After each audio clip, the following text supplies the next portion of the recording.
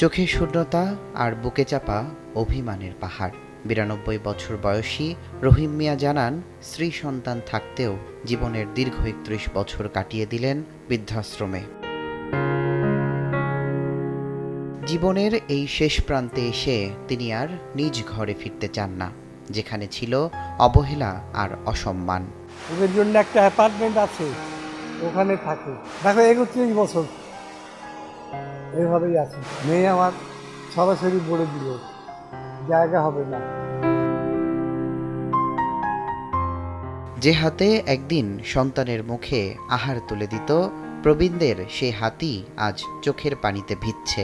তারপরও শেষ বয়সে প্রিয়জনকে এক পলক দেখার আশায় যেন বেঁচে আছেন তারা।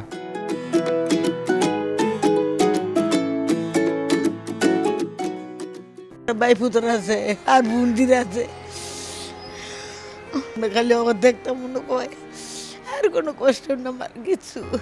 আমার ভাই যা রাখো, আমার বোনেরা আমার কি বল, আর আমার এইখানে আই না আমার যা নতিজা করতে বেশি কথাবার্তিও করে না, মার লোক এত বেশি দেয়া সাক্ষাৎ নাই, কথাবার্তিও করে না। বৃদ্ধাশ্রমগুলোতে অনেকেই মানসিক এবং শারীরিক প্রতিবন্ধকতা নিয়ে দিন কাটাচ্ছেন বছরের পর বছর। কেউ বা এসেছেন পথ ভুলে, আবার কেউ বা বাধ্য হয়ে। আমরা ৪ ভাই ৩ বোন, কেউ খবর লাগে না, ছেলে মেয়ে লাগে না।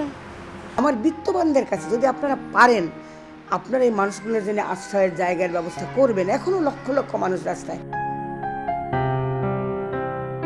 বিশেষজ্ঞ বলছেন, প্রবীণদের অধিকার নিশ্চিতে আন্তঃপ্রজন্ম সংযোগ তৈরির পাশাপাশি বয়স্ক ভাতা বৃদ্ধি করা প্রয়োজন।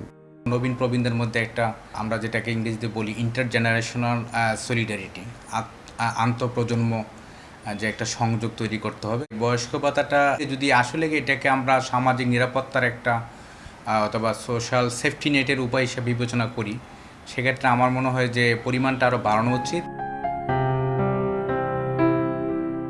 বৃদ্ধাশ্রমে কেউ কারো আপন নয়, তবু সবাই একে অপরের গল্পে নিজেকে খুঁজে পায়।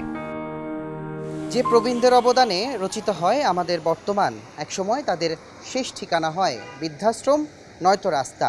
যেন বয়সের ভারে নয়, অবহেলার ভারেই তারা নুয়ে পড়েছে। তুষার আহমেদ ইমন, সময় সংবাদ, ঢাকা।